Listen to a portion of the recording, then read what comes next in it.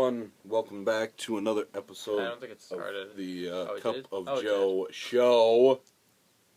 My name is Joe. That's Jeremy. He's trying to ruin the show already. Hey, we're back. And the camera's rolling. I can Alright? see that now. Good. Alright. So we got a lot to talk about today. We're just going to try to jump right into it. Sorry, my eyes are closed. I'm trying to open them. I'll be trying to open them throughout the show. And I have a hat on because my hair looks awful, so in case you wanted that information, which you probably didn't. But we saw a movie this week that critics hated, to say the least. Transformers: Age of Extinction. And, well, let me, it's tough to explain, but it's also simple. I mean, Rotten Tomatoes put it best, is that, you know, if you like Transformers, you're gonna like this movie. Others need not apply. And I think that's a very true statement. This movie kind of falls somewhere in the between Transformers and Dark of the Moon and Revenge of the Fallen. It's right there. It wasn't that bad as Revenge of the Fallen, but it didn't reach the other two. But we'll get more into that later. Just to give a few things, I really liked about it. I thought Lockdown was a very good villain. I mean, except for his, like, one horrible line in the film. We have a saying, I don't care. But, like, I thought he was awesome. I thought that Michael Bay used his, which were ridiculous, like, entry scenes where in the trailer that you see he walks out of the fog or the smoke with the ship behind him. Mm-hmm. That's awesome. And also at the very end when he, like, shoots that, like, I don't even know, but, like, lands on it and, like, slow motion, like, comes down to the ground. That scene is awesome. I'm sorry. As cheesy as it was, like, it's great. But so I really like Lockdown. He pretty much pushed Galvatron to the side. You know, who really cares? And Lockdown was actually kind of cool and kind of terrifying. You know, I have to say I really liked Kelsey Grammer was very good. I know he acted very well in this movie. He acted too well. Yes, it didn't belong, but, like, he was very good in it. I don't know. The Dinobots were very cool. Optimus was very cool. I mean, overall, it had very cool parts and things that you want to see if you're a fan of the franchise. And things that were terrible, the plot. The plot. Like, the story was awful. You know.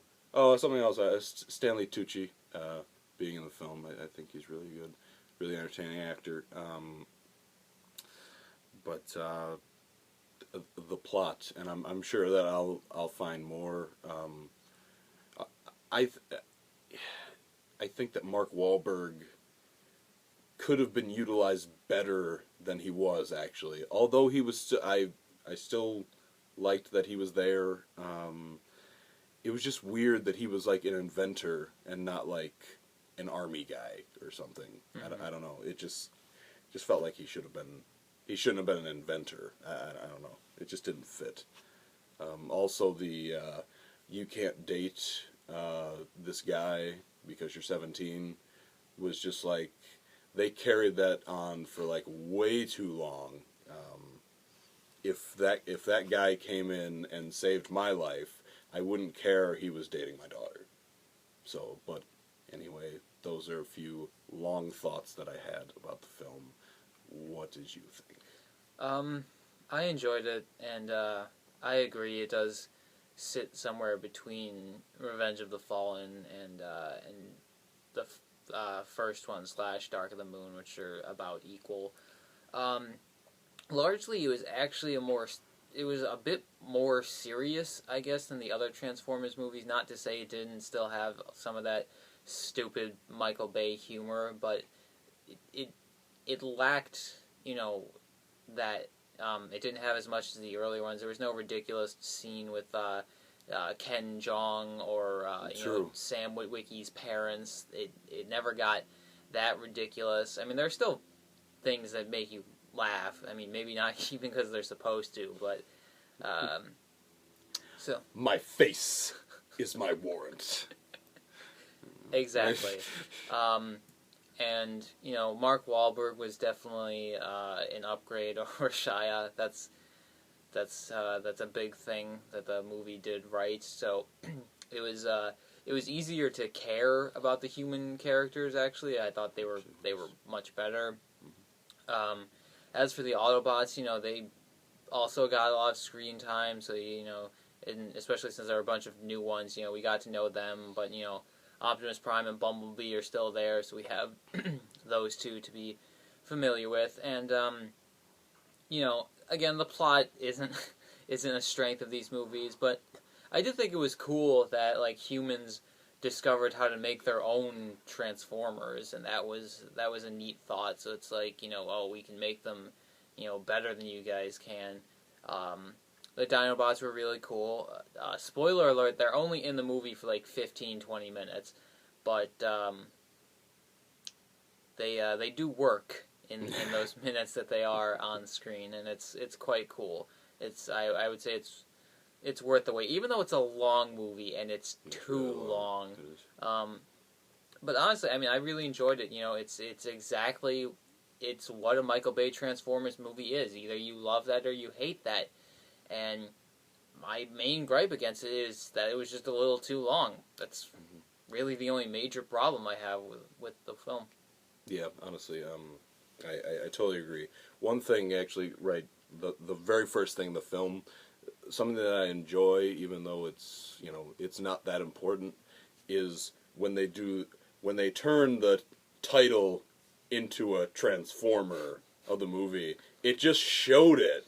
And I was just like, what? What? You're supposed to go dong, dong, dong, dong, Transformers Age of Extinction. And, that's a part that I actually, love of the movies. And I'm just like, oh, here we go. This is going to be terrible. And then, it wasn't.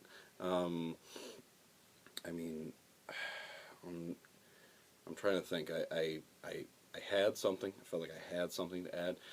Okay, yeah, Bumblebee didn't really have the same place in this movie that he's really had in other movies. He's been Shia LaBeouf's pretty much, their relationship. It obviously was just gone, and and not that it mattered that much, but that was something good about the Transformers franchise. I never hated Shia LaBeouf in the other ones, but yeah, when you get a chance to get Mark Wahlberg over that, you take it.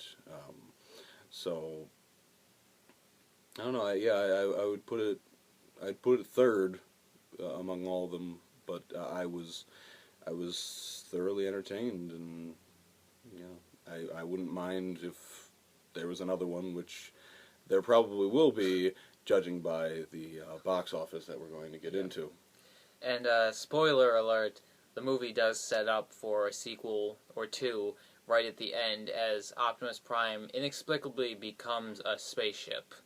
That he just suddenly blasts off into space when he never had that ability before. But I'll run with it. Absolutely.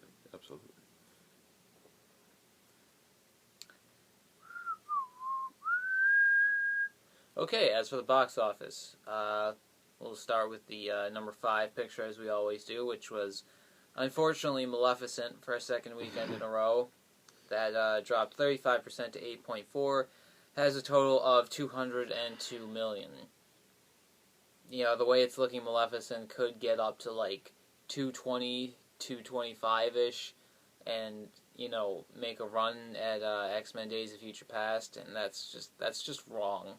That's just it really it eats at me inside. It's wrong. It needs to fall into a deep, deep sleep immediately. I see what you did there. Right? I like that. On its 16th birthday. Yeah. Anyway, our number 4 picture was Think Like a Man 2. That plummeted 65% down to 10.3 and has made about $48 million. The first one actually had somewhat decent legs. That's obviously not going to be the case here, but the budget was $24 million, so it's already doubled that. It's going to turn a profit, and it'll be just fine. Okay. Number 3 went to How to Train Your Dragon 2. That was down 46% to 13.2 and has made $122 million. This movie, for some reason, continues to disappoint. It's disappointing to see it disappoint, and I wish it could have done better. I think this. I feel like this should have been a $250 million movie, and it's just not going to get anywhere near there. And it could be the animated movie of the year, really. It Yeah. could be up there. I mean, would you count the Lego movie as animated, or is that like a? I guess it is animated. Yeah, it's just differently animated. But no, True. Go ahead. Sorry. Okay, 22 Jump Street was number 2. That fell 42% to 15.8 and has a total of just over 140.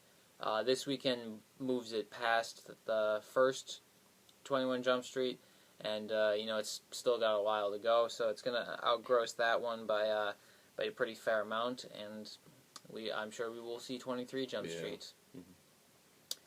Okay, and then our number 1 movie was Transformers: Age of Extinction, and that debuted to $100 million. Pretty much on the dot. Actually, a little bit of controversy about that. A number of box office websites and outlets and whatnot are claiming that Paramount kind of fudged the numbers a little just to inch it over 100 million, and also 300 million worldwide. Because that's that looks a lot better than 98.5 million and 299.2 million worldwide. And I'm almost glad that they did, because this movie this year needed a movie to get over 100 million. To come as long as we have and have nothing break that is just, it's sad, and it hasn't happened in a decade. So yeah, I'm almost glad that they did. So what Paramount has been doing they've been shaving off a little money on all the weekdays after the weekend to get the number back to where it should be overall, but still have the first weekend be over 100 million. So I mean, as long as it all evens out in the end and the number is what it should be, I guess. I mean, whatever, but it's still kind of funny that they had to resort to doing that, but I can't talk. Okay, it's a good number, but it's clearly showing that Transformers is not as popular as it used to be, because all the previous Transformers movies had debuted in the middle of the week on a Tuesday or a Wednesday, and this debuted on a Friday. But even still, Revenge of the Fallen opened on a Wednesday, but it still made $108 million over the 3-day weekend. Dark of the Moon opened on a Wednesday, still made 97 over the 3-day weekend. So, if Age of Extinction had opened on a Wednesday, it probably only would have made 80, 85 over the 3-day weekend. So, just goes to show that it's not going to reach the heights of previous Transformer movies. The word of mouth seems okay. It does have the benefit that this is a holiday weekend going for it, though 4th of July most people are probably doing stuff outside than seeing movies. But anyway, it'll probably fall hard like all those other movies that opened between like 90 and 95 million, except for Captain America. Captain America held well. But I mean, the way it looks now, I would say Age of Extinction is headed for like a 240 million total, something like that. But it's going to do incredible overseas, and particularly in China, which, the movie is clearly pandering to, because its entire climax took place in China. So, but I mean, hey, whatever. I can't blame a studio for doing that, because it's going to make them a lot of money. It seemed by, the totals started to get up with Dark of the Moon overseas, so naturally the Transformers movies are not for us anymore. There was even a point where someone spoke in Chinese and they did not translate it on the bottom of the screen. So, yeah. Basically, you said it all, so I'm just going to shut up. It's going to still make huge money. Whatever, probably going to make $1 billion. Yeah, whatever it makes here, it doesn't really matter. I mean, if it makes 200 million flat, it's not going to matter because it's making more in China and it's going to make $1 million. So, yeah. I did say $1 billion, right? I didn't say $1 million. I heard $1 million, but okay. maybe $1 billion. I don't know. Okay. So, we're definitely going to see another Transformers movie. It's just going to happen. It's making too much money. I don't know if it's going to be with Michael Bay or whatever, but it's coming. It makes way too much money than that. Yeah. So, moving into the movies that came out during the week, actually, on Wednesday. We've got Tammy. It's a comedy with Melissa McCarthy. That's really all you have to know. People will see it. I won't. Yeah. I don't think Melissa McCarthy is funny. She just annoys me. And her movies have really not gotten great reviews. Identity Thief got bad reviews. Well, I think The Heat got alright reviews. Both those movies were very successful, but Tammy has even worse reviews and looks even worse than those two. Tammy also doesn't have an even halfway interesting plot, like I guess the other two kind of did, and it just doesn't look as interesting. It didn't do that well on Wednesday or Thursday, so it's probably looking at like 30 million over its 5-day opening, which is good news to me, I think, since that's not that good. Yeah, the Heat had Sandy Bullock and the darling of Hollywood. Yeah. And that movie was very well liked. But this just doesn't seem to have anything. I think you're right. It doesn't have anything going for it. Yeah. But people still see it, I think. We also have Earth to Echo. Now, this film, to me, it kind of has like a Super 8 feel to it, with a bunch of kids. And I wouldn't be opposed, but I wouldn't go out and seek it to see it. Yeah, I understand that. It's kind of like, Super 8, which itself was like a, I can't think, homage to E.T. and, those other like 80s Steven Spielberg movies, those kinds of, The Goonies, things like that, like the group of kids getting involved in things bigger than themselves. It seems pretty geared toward younger kids, but I think it'll do all right over this weekend. Maybe 18-20 million over the 5 days. Next, Deliver Us from Evil. You're up. Deliver Us from Evil is a horror movie starring Eric Bana. Reviews aren't good. It doesn't look that scary. So, after horror was doing really well for a while there, it seems to have been sliding lately. So, this might it might be lucky to hit 15 over the 5 days. The one horror movie I actually have seen a trailer of, The Purge Anarchy, actually looks interesting to me. I don't know why, but that's the only thing I'll ever talk about in horror probably this year. All right, so have a good weekend. Enjoy the rest of your 4th of July weekend if you're continuing festivities. Have a good one.